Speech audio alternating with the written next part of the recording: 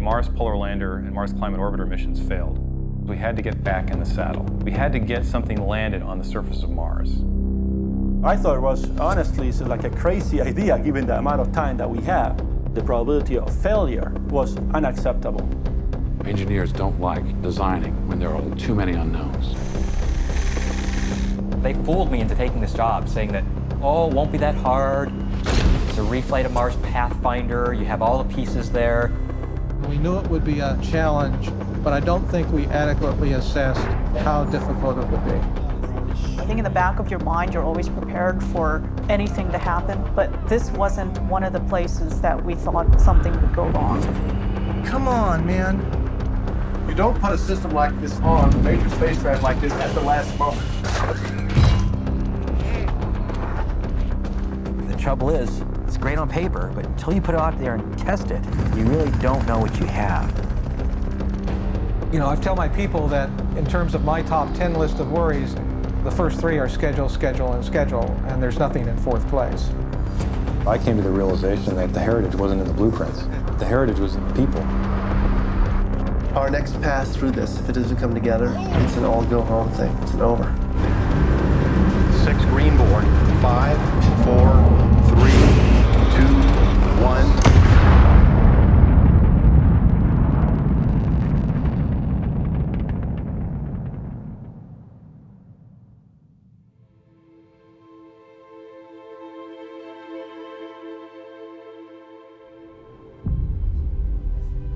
At the end of 1999, the Mars Polar Lander and Mars Climate Orbiter missions failed. I don't give net punched up, but the numbers reported that they think that the signal may have been due to RFI or something in the front end. They're not seeing that in any of the other spectrums, but they're continuing to look. JPL was responsible for these missions, and that changed everything. There was a loss of confidence. What had to be done was we had to get back in the saddle. We had to get something landed on the surface of Mars. The problem was we didn't have a lot of time. We have to go back to something we know.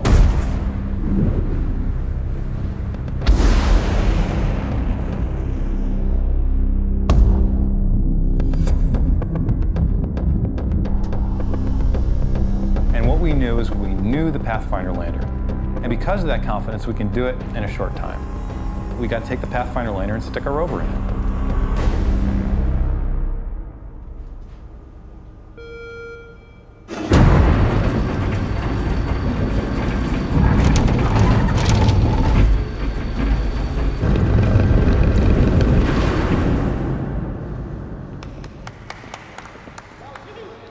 Here we go, 6 pulses for equalization at -18 dB. Pulse number 1, 3, 2, 1, mark. We knew at the time we had a 3-year project to go to launch, and that's just very, very tight for a mission of this kind of complexity. And we've been fighting that challenge since the beginning. You worry about, am I got the right plan? Do I really have it figured out? Are we on track? Can we stay on track? I'll briefly go over launch, cruise, and EDL, and just give you an idea of how the downlink process works during those phases. I'll spend a lot more time on surface, specifically the tactical downlink process. I'll also talk a little bit about a couple key additional requirements for Red Rover Goes to Mars. You start getting into this cycle of things changing just a little bit here and just a little bit there, and all of a sudden the mass got heavier, and so other things had to change. Your design heritage, the blueprint, I use the phrase that I will never use again because no one will believe me, is build to print. I said, we will take the Mars Pathfinder lander and build to print. We will take the blueprints and we will send it to the machine shop, build these same things again, and that will be the shell that we land in. And then we just have to design this rover that fits inside. That build to print concept is the one thing that was completely wrong. Message here is if you see something that you don't like in the MER mission system design, I'm one of the people you can blame. I came to the realization that the heritage wasn't in the blueprints. The heritage was in the people. And the people who had designed this thing before, they'd gone through this design work, they've experienced all the difficulties, they know how to solve it. And then we have a final TCM at 48 hours out.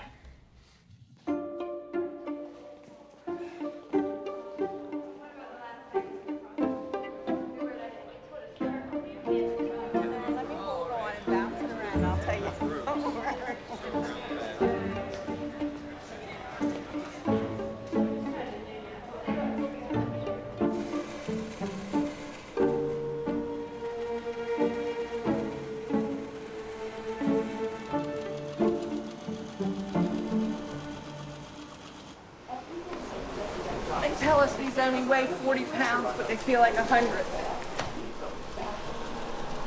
We are building airbag systems to cushion a rover that's going to Mars. Well, we have a deadline to meet for testing, so we have to work a lot of hours and work hard and get it done on time and make it work good, too. A lot of it is sewing through these thick layers. It's very difficult. The stuff we coat it with makes it hard to go through. We've had to get special needles, special machines, and it takes a lot of strength to press it out with your fingers and sew it. I've done both. I've worked suit parts, I've worked gloves, and I've worked these. It's like peas and carrots, you know? Gloves are more delicate, more complicated mentally, smaller. This is physically challenging because it is heavy. We have a lot of questions because in the whole time you're building it, you're wondering, is this going to be right? Is it going to be okay? Is it going to work? You can't imagine the joy. We were jumping up and down when Pathfinder landed and was successful, and that's what we want to bring into this. How would you feel if you knew that something you have actually worked on and touched every day was on Mars? Our names are on Mars because we got to sign the lander panel of Pathfinder. And believe me, we'll have our initials in some of these scenes, too.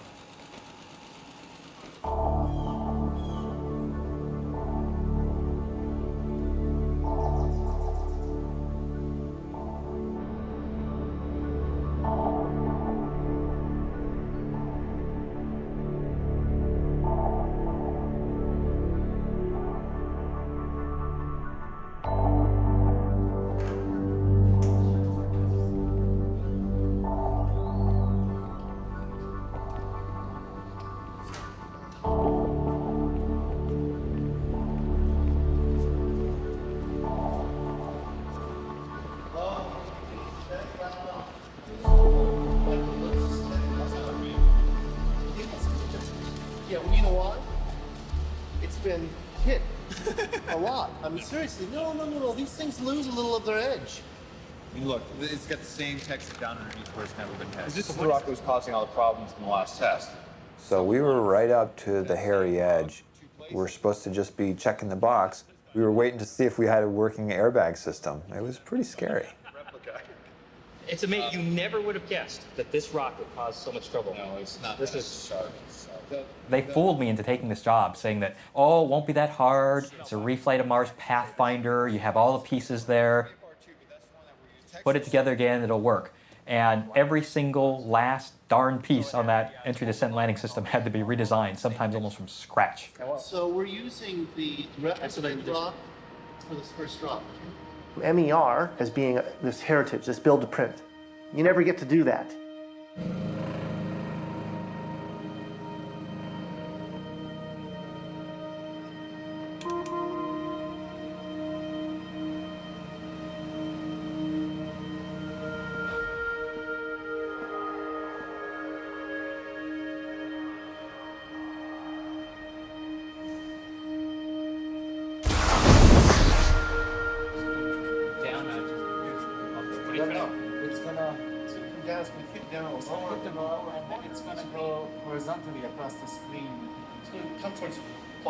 From the perspective I own the overall system responsibility, but effectively I was more of a busybody, getting in Adam Stelson's way rather than driving the system.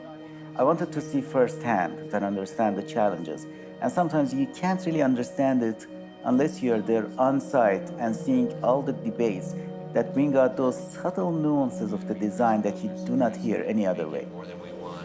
We thought we understood how the airbag system was going to behave. We knew it was marginal, and nobody was expecting it to be robust.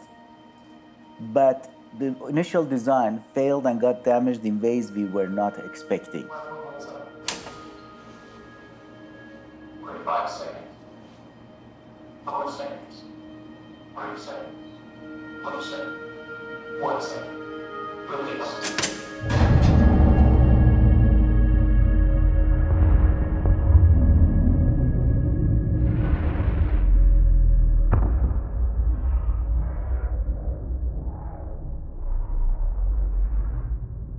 You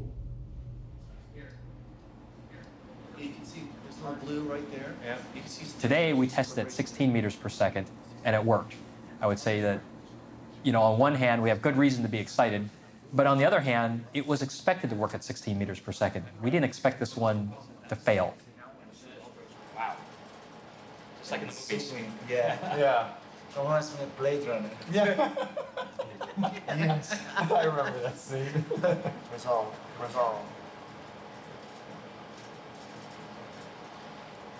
Okay. A little bit slower. Beautiful. Beautiful. Look at it wrinkling up. Ooh, catching. That is awesome. You can even see a piece of it. Looks like we have a clear. The lighting's pretty hot right there. Yeah, that's nothing But you know, if you back up a little bit, you can actually see an abrasion layer Zoom in. lifted off. It's just sitting there. That piece of abrasion layer is just sitting there.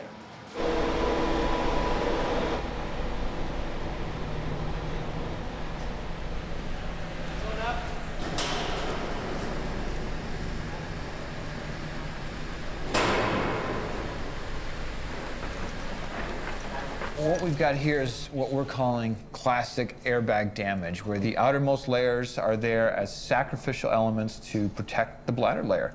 It's a lot like a bulletproof vest. It gets torn up and you tear the outside part, the outer layers of the vest, and you protect the user on the inside. In this case, it's the airbag and the lander.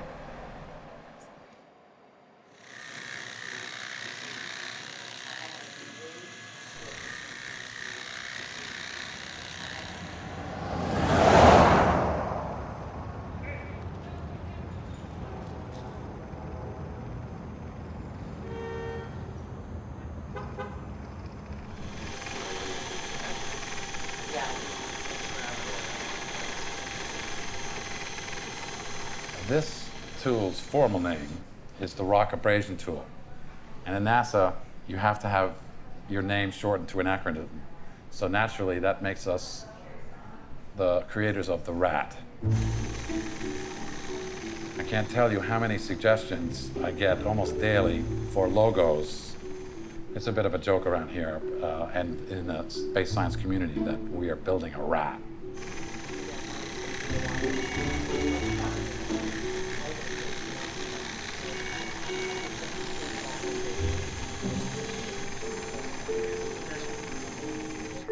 One of the biggest issues facing us is the dust skirt.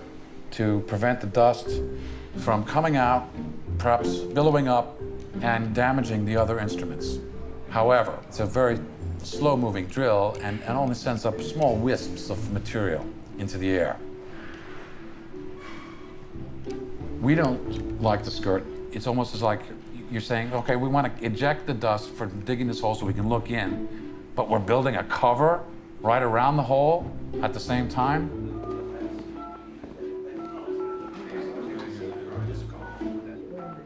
Sorry, your call did not go through. We're losing money on this. How many meetings John get? I'm here, Steve Condos. Hi, guys. Steve? Yeah. I heard somebody else on the line. Who else is there? Squire said he's in another solid car, but if we yell out and we need him, you'll hear us and come back. Okay. That's right. Well, you know what I recommend though? We go through the report first, and then we usually want. Sure.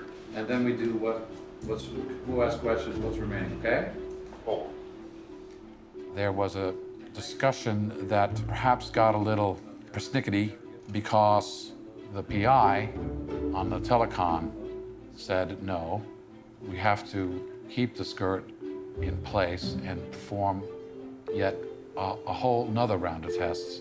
But I haven't heard anything from Honeybee saying that they were going to do that. Well, I question why bother doing that? We don't know what the skirt does at these different angles. We don't know what happens without the skirt at these different angles. This whole thing has been sufficiently counterintuitive to me from the get-go that I'd rather see tests that that's what's going to happen. Now, wait a minute. Trying to sell the idea of getting rid of the skirt is going to be a lot easier if you can show the tape, you know? This thing creates, the skirt actually hurts things quite a bit. Yeah, where does the dust go? How fast is it, what velocity does it fly off at? Which direction is it going to go, etc.? I mean, does it fly off in a sheet, a cone? Well, that we agree we're going to test completely thoroughly. I was just questioning continued testing with the skirt, that's all. I just didn't quite understand why that should be so extensive. We'll do it. End of discussion, okay?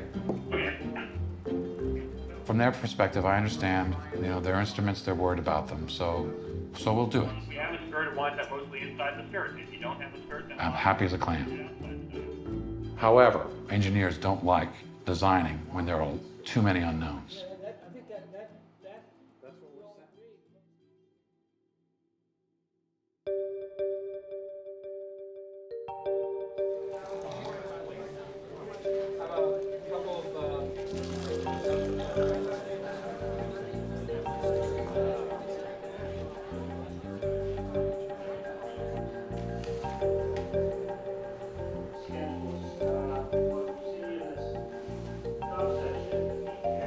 That's the baseline, and everything that these guys talked about is consistent with that budget. There's a list of threats that these guys have come to me with, and they've said, okay, the more structure may be late.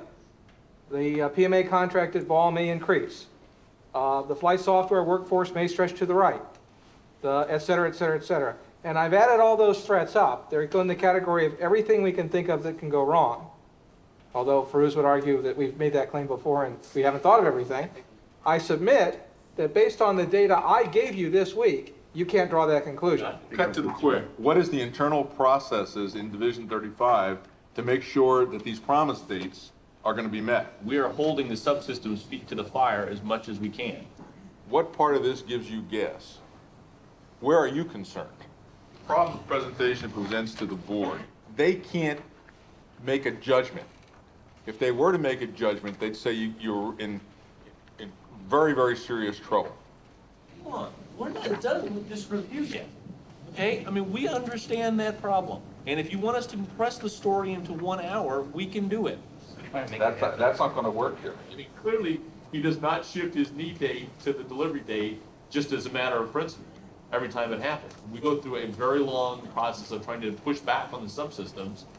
The procedures have got to be more self-contained. John's right. We got to clean it up. Mechanisms of peripherals and ACS, for example, we are hardware and software constrained big time, and so there are probably some things we can do. There's always something you can do, but a lot of it tends to be non-critical path activities.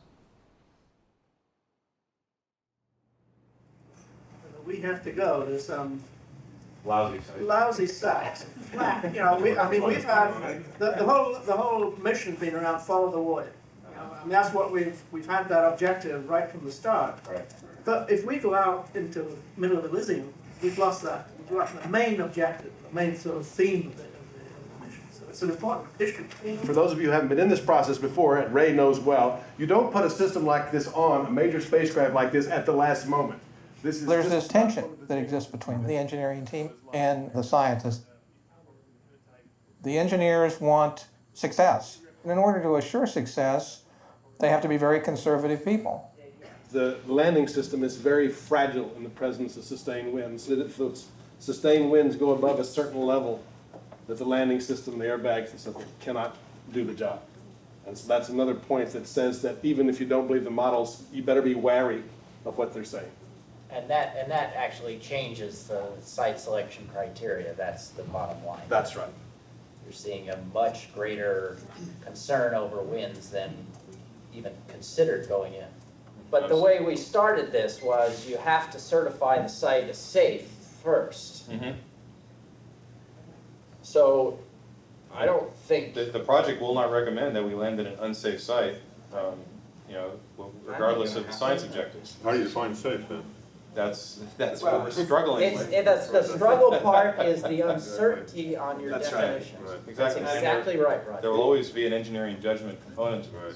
It's not black and white. You could probably imagine two partially ordered sets. One from the scientific point of view, these are all great, these are in between, and these are not any good. And the same thing from engineering. Sure. And you can imagine lining those two up side by side and then trying to decide whether or not there existed a site that was not unacceptable from either point of view.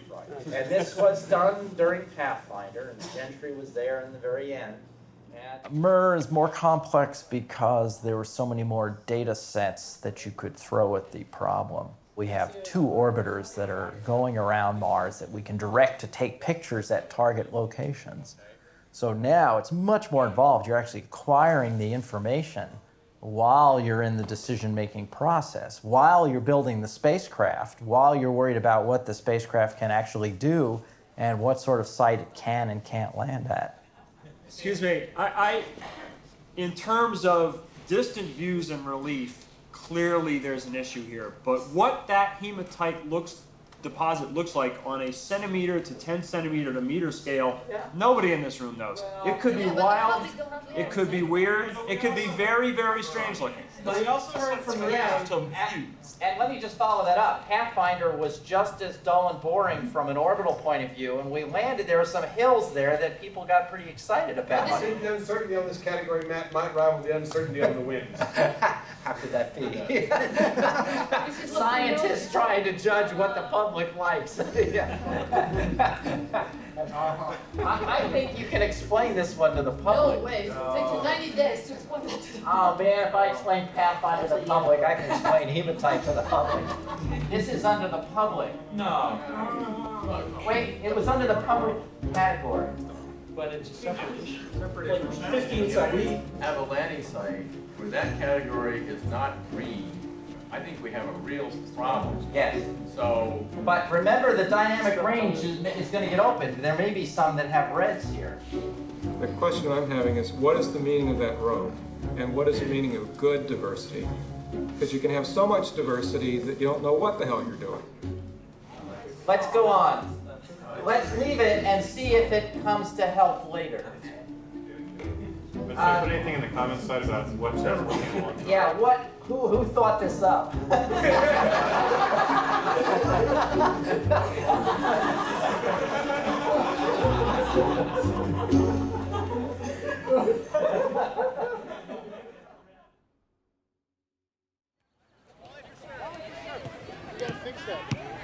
Arthur, can you find one more person? We need another person for this thing. They lost one. So the beginning of June of 2002, the year before launch picnic, we are 51 weeks from launch. Last week, the team went out and had a good lunch time and played a little volleyball. The schedule is the big concern on this project. You know, I tell my people that in terms of my top 10 list of worries, the first 3 are schedule, schedule, and schedule, and there's nothing in 4th place. And that's just very, very tight for a mission of this kind of complexity. And we've been fighting that challenge basically since the beginning. So the pressure now is on getting the flight equipment together through the assembly, test, and launch operations phase in order to get ready to go to Florida in March of 2003. They owe us whatever we lose by. Donate. The schedule situation has forced us to expend money at a greater rate than we expected, so we've had to go back to NASA headquarters and ask for an infusion of funds. They've been extremely supportive of our requests, and we've gotten everything we've asked for. But in going through that process, you worry about, have I got the right plan? Do I really have it figured out? Are we on track? Can we stay on track? My job is to make sure that the rest of the team, it's a very high caliber, very motivated group of people, can get their job done. So my job is to get the stuff that gets in their way out of the way. Keep this well-oiled machine running.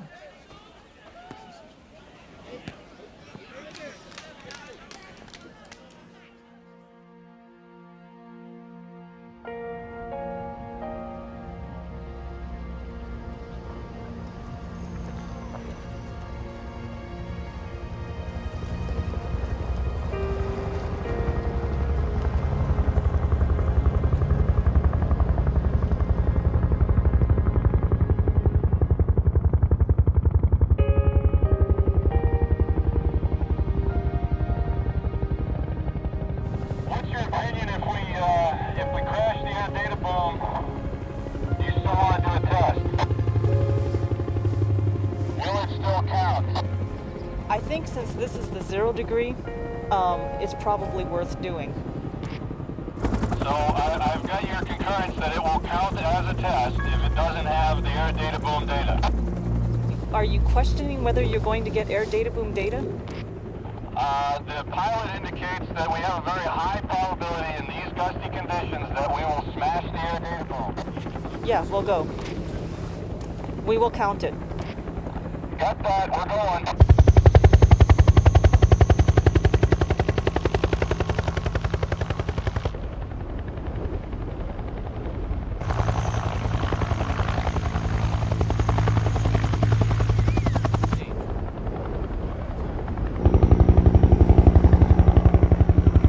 I'm really amazed at the amount of spinning that we're getting. Just altitude at location.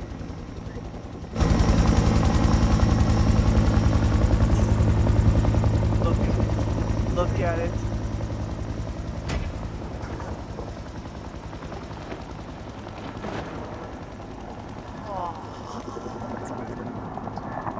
Look at that.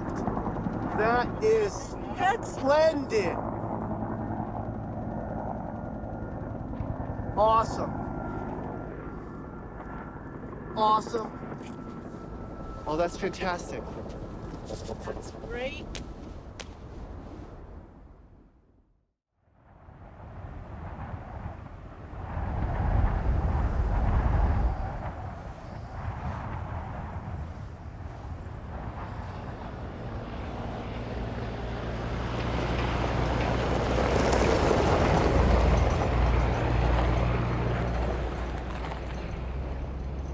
Well, here's the thing too. If let's say this one hits and it's a good test. We quickly found out that we weren't testing them the way they should have been tested. I think in the back of your mind, you're always prepared for anything to happen, but this wasn't one of the places that we thought something would go wrong.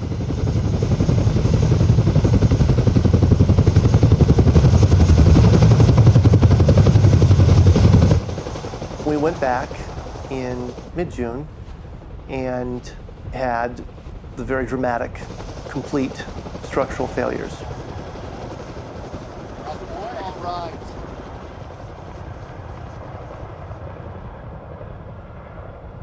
We're ready. Looks good. Stabilize, count, and drop.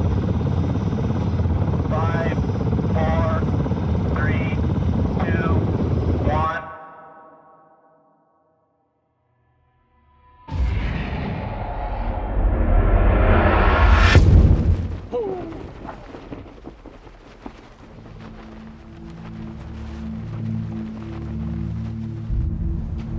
It was slightly devastating.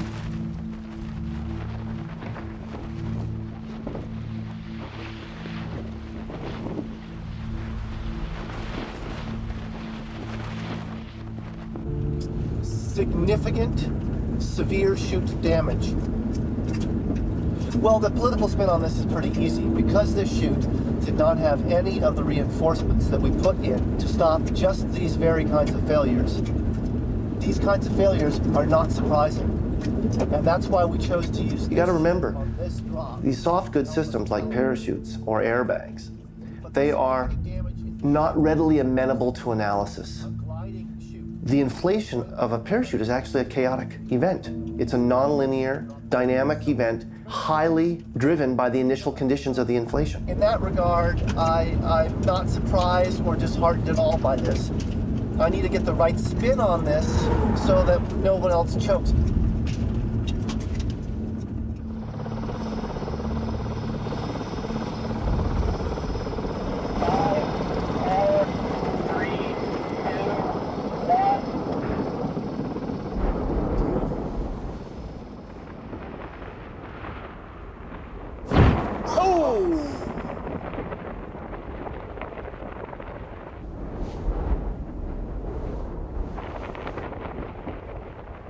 That was of a nature that just makes you're taken aback.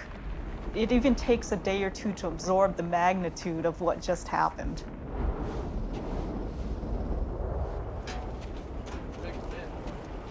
That was rough.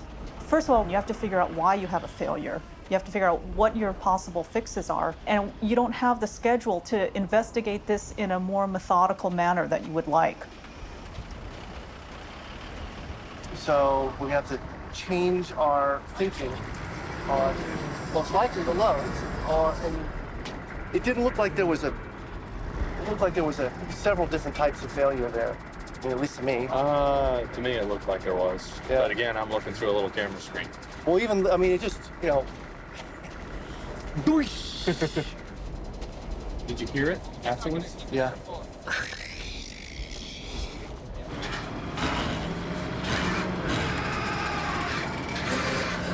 There it comes. It's coming to you, Dennis. This comes for you. It's coming to you. The fact that the parachute exploded, not a good thing. Well, yeah, I'd rather have it happen here than Mars. Yeah.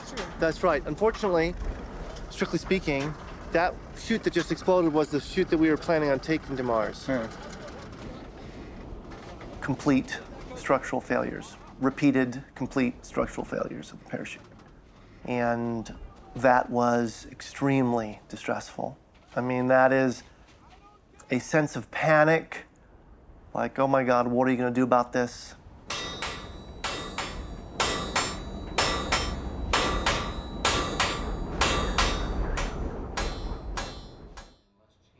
The chute failed in the correct loads. That tells us that we have a parachute that's not up to the job we need it to do.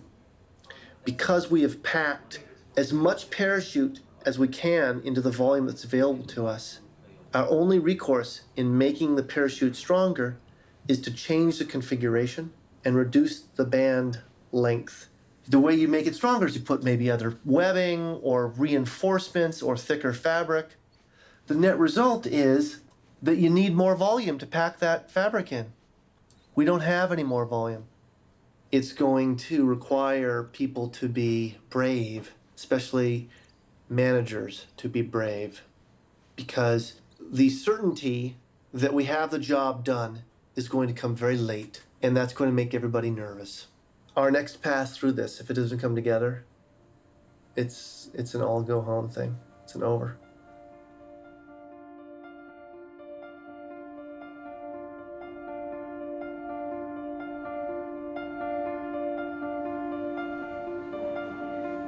About a month ago, we began assembly, test, and launch operations. When the first part of the flight units or in our case, engineering models, are beginning to be integrated in the assembly facility where the spacecraft goes together. That's a big deal because it indicates that you now have completed enough fabrication that you can begin the test phase and begin to understand what it is we really have designed and built. And where did we build it a certain way and it behaves in a way that's unexpected, and to fix those problems so that at the end of that test period, we know exactly what the article will do so we can send it to Mars with confidence. We are doing 2 shifts per day. We started that from the very beginning. We knew it would be a challenge, but I don't think we adequately assessed how difficult it would be. I think that's been the biggest surprise. The trouble is, it's great on paper, but until you put it out there and test it, you really don't know what you have. So our electronics are failing at our vibration tests. Sometimes we find out it's a real problem. In other cases, we realize there's nothing wrong with it at all.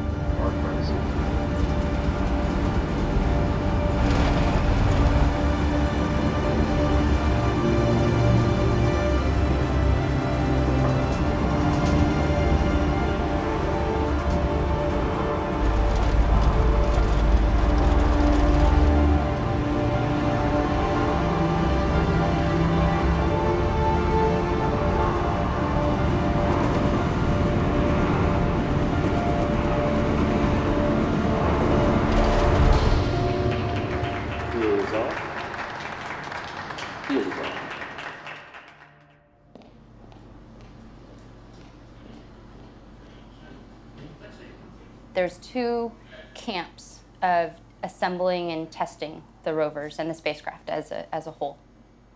The assembly, test, and launch operations team is assembling the flight hardware, the stuff that's actually going to go to Mars.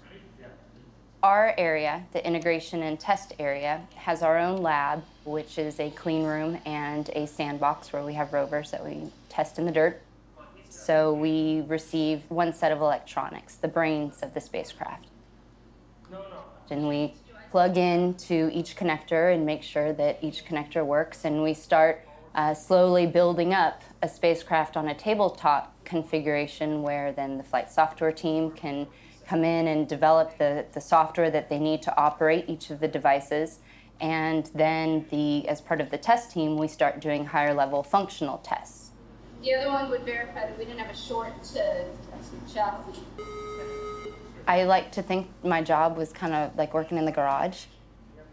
It was a lot of hands-on, knowing how the vehicle operated or how the vehicle was put together. You're trying to balance all these different groups. People want to use the arm, people want to use the mast and image, people want to use both of those together. At the same time we're testing in our lab, they're putting the real pieces together. It was a lot. I mean, it was a lot of time. It was 3 shifts around the clock every weekend, and there was always somebody in the lab just because things weren't ready yet for us to start testing.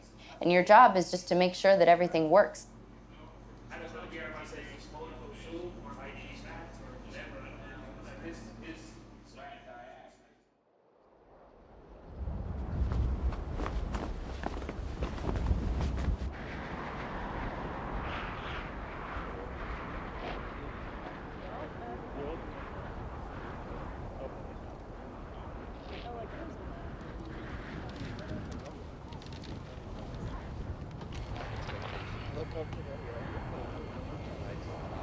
I look at my type, please. Okay.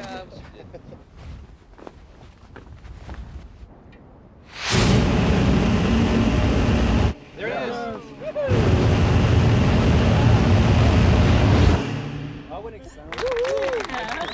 No motion at all.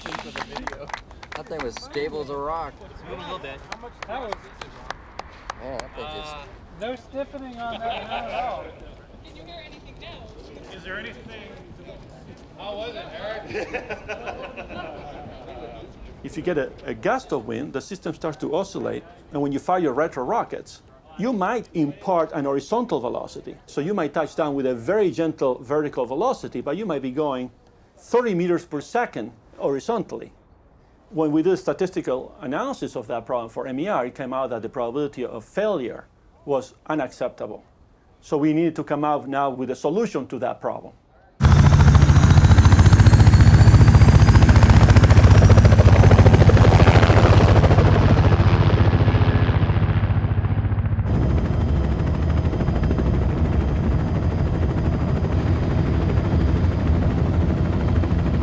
Put a camera and you take 2 pictures, and then you can look at the displacement in the 2 pictures, how much you moved, and you divide it by the amount of time between the 2 images. You can figure out how much, what's your velocity.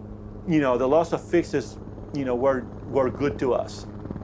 Hey, this is doable.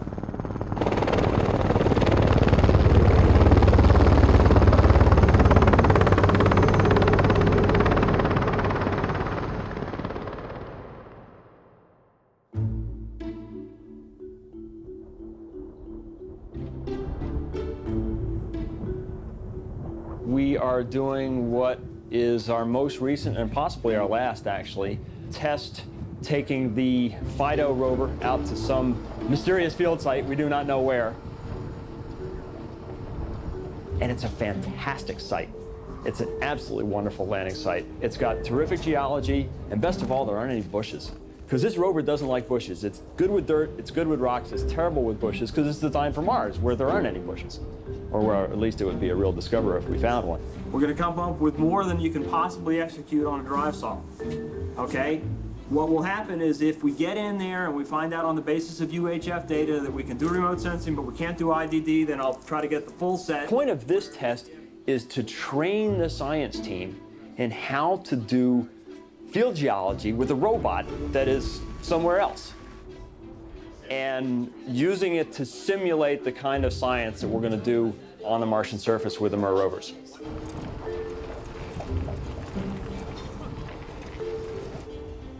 I don't know where we are in terms of latitude and longitude and what state of the United States we're in, but that doesn't matter. What we do know now is we know where we are in some synthetic orbital images. We've got images taken from overhead that simulate the kind of data that we'll have for Mars. The SOWG meeting will begin in here promptly at 8:15. So at 8:15, I want everybody in their seats, in this room, quiet, ready to go. Which rock we choose will be influenced not just by the geology, but also by where we're going to go after that. That's not something that comes naturally to a field geologist.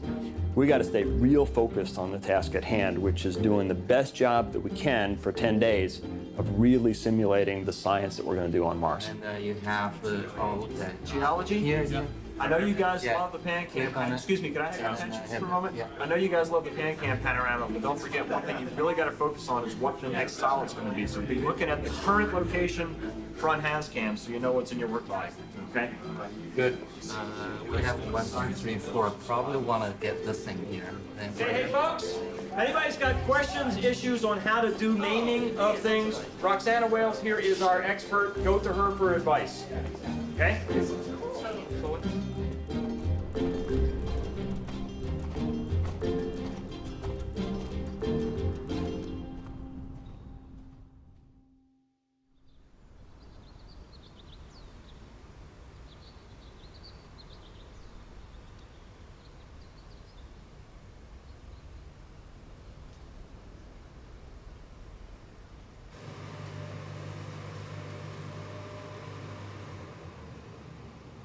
But so 17, 18, 19, 3 days of testing.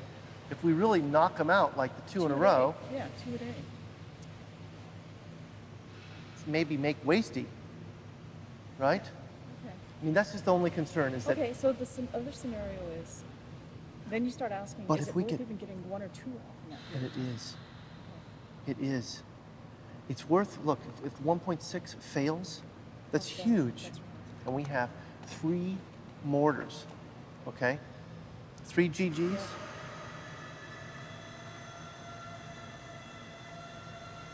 Lay the parachute out like this, and we're simply going to be relying on the friction with the floor to keep it from sucking the lines into the death zone. I mean, what I'd like is to make it full inflation at center of the Well, thing. then you just gotta, but you gotta just calculate. You can't hit the top of the wall. So you gotta stay safely off the top of the wall, and that's it. You go that high, boom.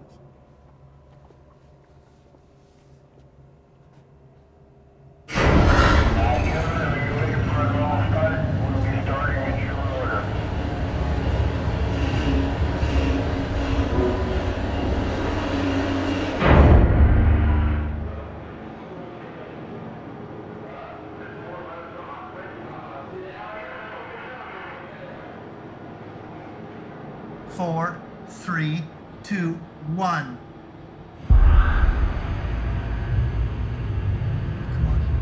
Come on. What is that? What is that? What is that? Come on, man. I don't know what it is. What do you think it is?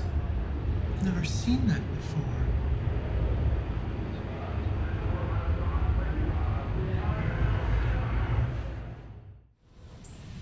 We are mobilizing or scrambling all forces to have a discussion at 12 p.m. Pacific on this subject. What? Am I breaking up? At any rate, but it is a, it may be a function of the geometric porosity, the gap size.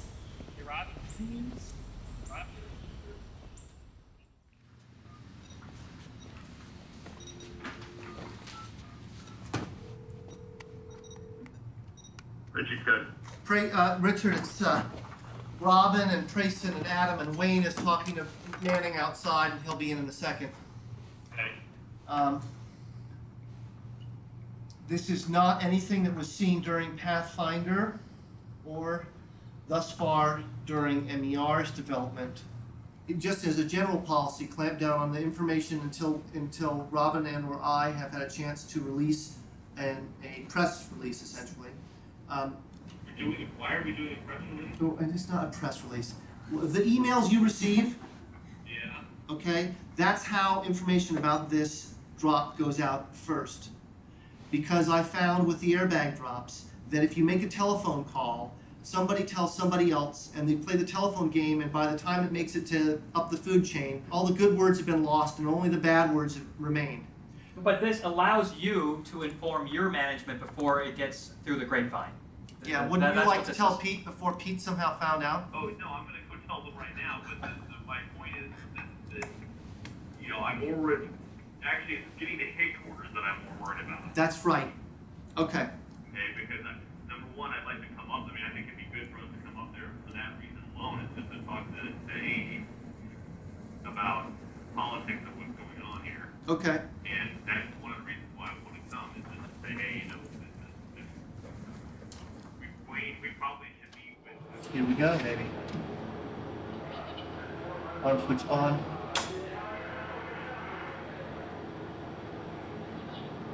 Two, one, fire. There it goes. Look at that. Beautiful. Beautiful. Beautiful. Beautiful. That is awesome. That was perfect. Center of the thing, everything awesome, awesome, awesome. Oh, this is so great. Yeah, this is totally cool. So great. Ah, we are so stoked. Oh, that's really nice.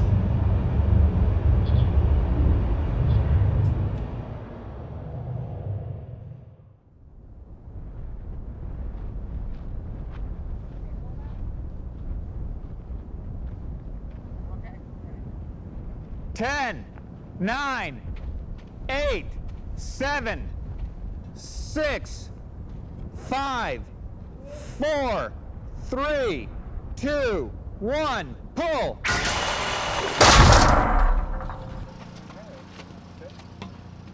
Damn it! 5, 4, 3, 2, 1.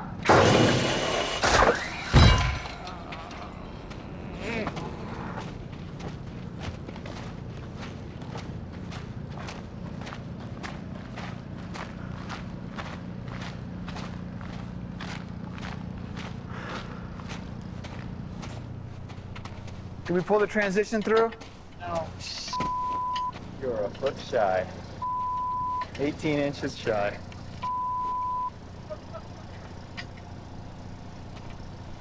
As soon as the transition got to the first roller, this broke.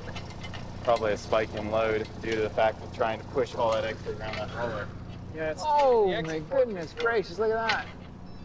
I'll still is. I hope we do. Hey, babe. How are ya? Oh, really? Oh, no. Things are couldn't be going any worse. Yeah. Oh, no, that's not clear. We're gonna decide the next half hour here what we're gonna do. And I'll call you when I find out. I love you. See you too. Bye. Oh, my little transition joint. Why couldn't you have gone a little further? It made it. Oh. Well, it made it. Transition joint made it. Test 104, Brad. That was 104. We got to get this thing fixed because we don't have a mission without this device. Yeah, please. We just got to test some more. Can you put this on a CD for me and let me take it home? This movie? Tonight?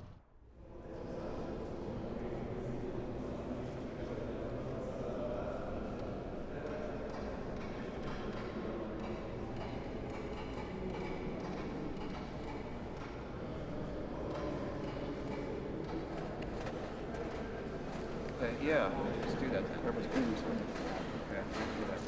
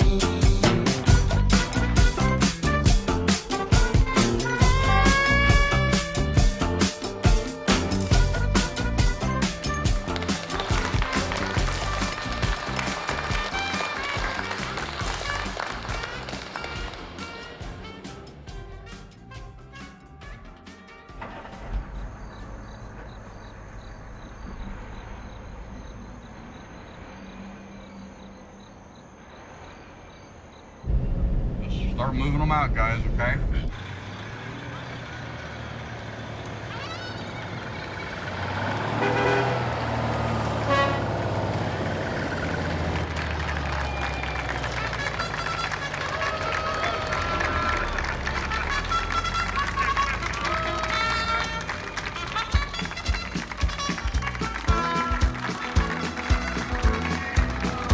On the road again.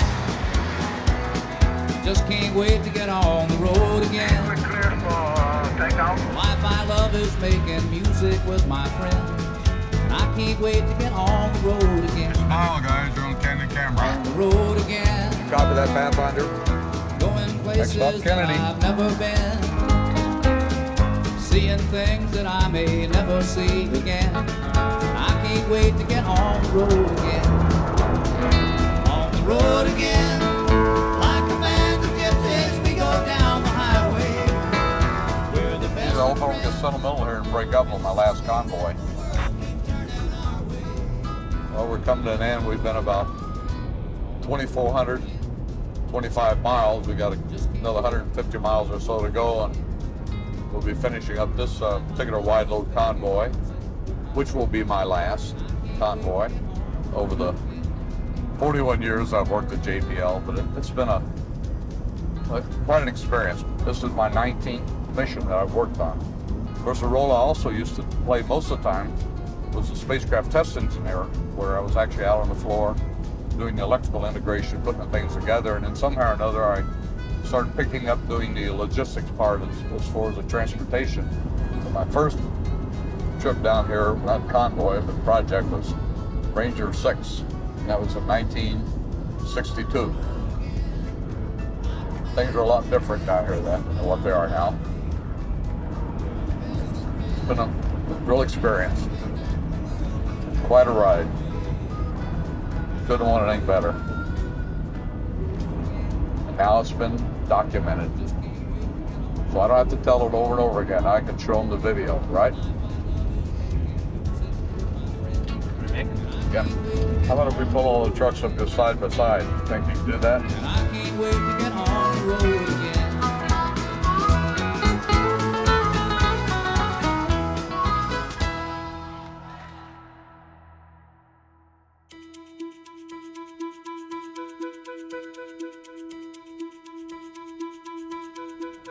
Rolling. Here we go. Okay.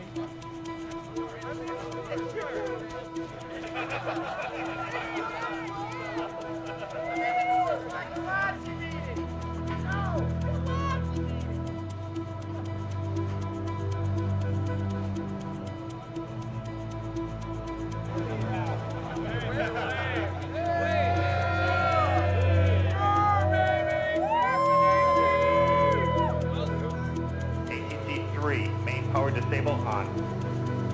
On in 5 seconds. Electronics go. And hydraulics go. T-minus 30 seconds.